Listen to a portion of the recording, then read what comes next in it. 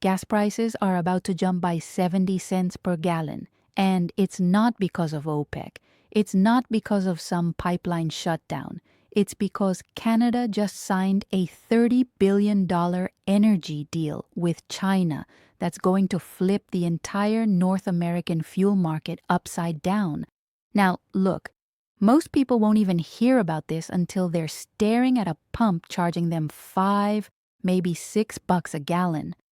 And by the time Washington figures out what's happening, it'll be too late.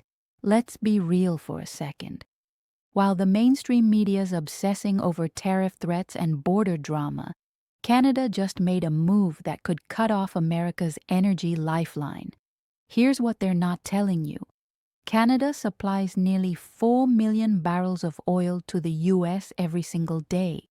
That's about half of all the oil America imports. But Beijing just offered them something Washington can't or won't: a guaranteed buyer, premium prices, and zero political strings attached. This isn't some distant geopolitical chess game. This is your wallet, your commute, your grocery bill, because when gas goes up, everything goes up.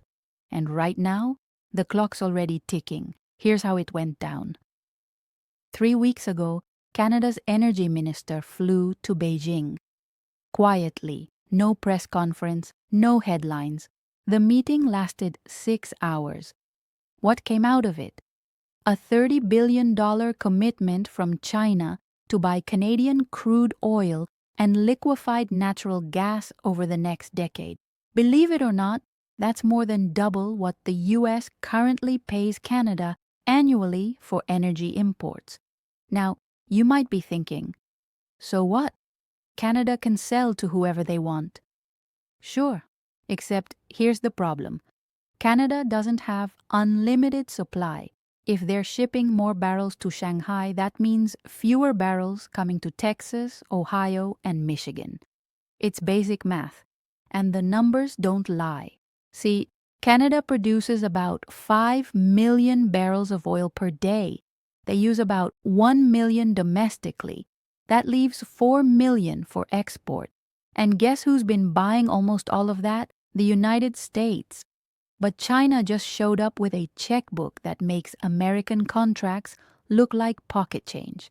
They're offering premium rates, long-term guarantees, and they're promising to build infrastructure in Canada that the U.S. has been delaying for years.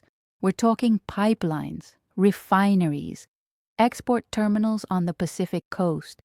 Beijing isn't just buying oil. They're buying access. They're buying leverage. And Canada, they're selling. But that's not even the craziest part. Donald Trump is livid. According to sources inside his transition team, he's been on the phone with Canadian officials nearly every day this week. Why? Because he knows what this deal means. 70 cents per gallon might not sound like Armageddon to someone in Manhattan, but in Pennsylvania, Wisconsin, Arizona, those are the states that decide elections, and those are the states where people are already stretched thin. Trump's entire 2024 platform was built on bringing prices down. Drill, baby, drill. Energy independence. America first. Now Canada's flipping the script, and Beijing's writing the check. Here's what Trump can't say out loud, but everyone in Washington knows. If gas prices spike 6 months before the 2026 midterms, his agenda is dead in the water. His approval rating, gone. His legislative priorities, forgotten. Because when Americans are paying $6 a gallon at the pump, they don't care about tax reform or foreign policy. They care about survival. So what's he doing? He's threatening tariffs, massive ones, 25% on all Canadian imports if they don't renegotiate. He's calling it a matter of national security. He's saying Canada is betraying a 70-year alliance. But here's the kicker. Canada doesn't care, because for the first time in decades, they've got options, real options. China's not demanding they change their environmental policies. They're not threatening tariffs over dairy or lumber. They're just offering money. Lots of it. And from Ottawa's perspective, that's a pretty easy choice. The Canadian Prime Minister went on record 2 days ago saying, Canada will always act in the best interests of Canadian workers and Canadian families. Translation: the US isn't the only game in town anymore. And that should terrify anyone paying attention.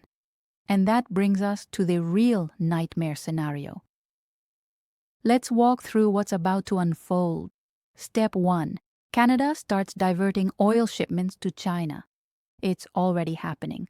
The first tankers left Vancouver 2 days ago.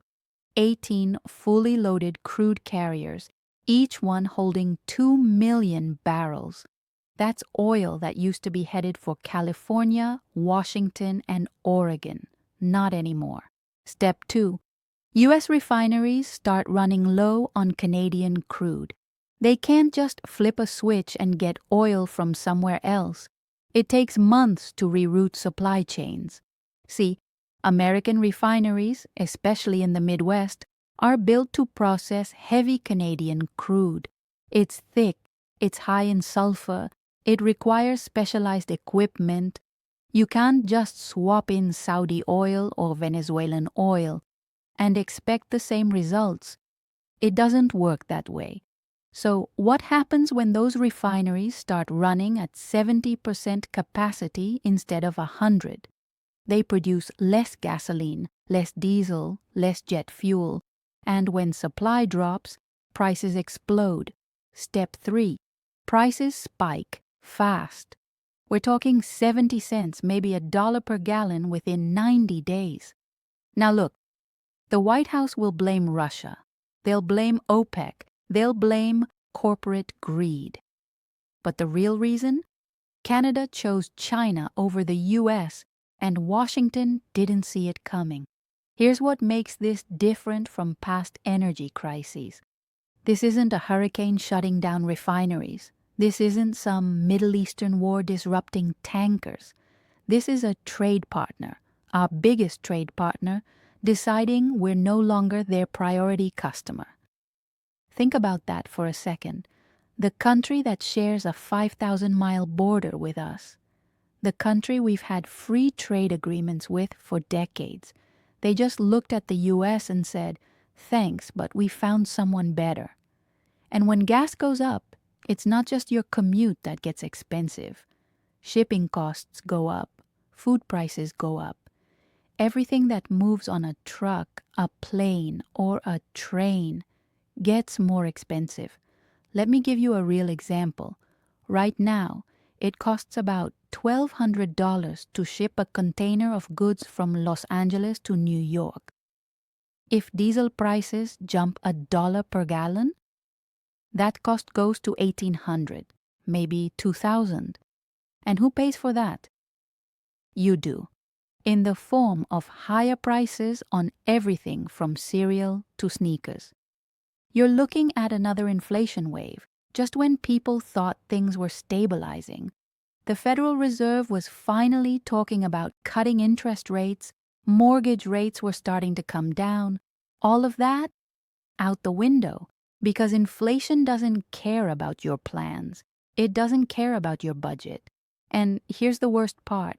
Congress can't stop it. The president can't stop it. Because this deal is between Canada and China. We're not even at the table. The US can threaten tariffs all day long. But Canada knows we need their oil more than they need our market. They've got the leverage now, not us. And Beijing? They're sitting back watching the whole thing unfold with a smile. Because this is exactly what they've been working toward for the last decade. They've been building relationships, offering deals, creating dependencies, and now it's paying off. So what do? If you're smart, you're watching the crude oil futures market over the next 2 weeks. If West Texas Intermediate starts climbing past $90 a barrel, buckle up. Fill your tank now. Stock up on anything that's going to get more expensive when shipping costs rise. And if you've got investments, energy stocks are about to have a very interesting quarter. I've put together a breakdown of which states are going to get hit hardest and what assets historically perform well during energy shocks. That's in the description if you want it. Otherwise, just keep a close eye on gas prices, because what's coming isn't a maybe. It's already in motion. The tankers have already left port. The contracts are already signed. And the American public? They're about to find out the hard way that energy independence was never really independence at all. It was dependence with a friendly face, and that face just turned toward Beijing.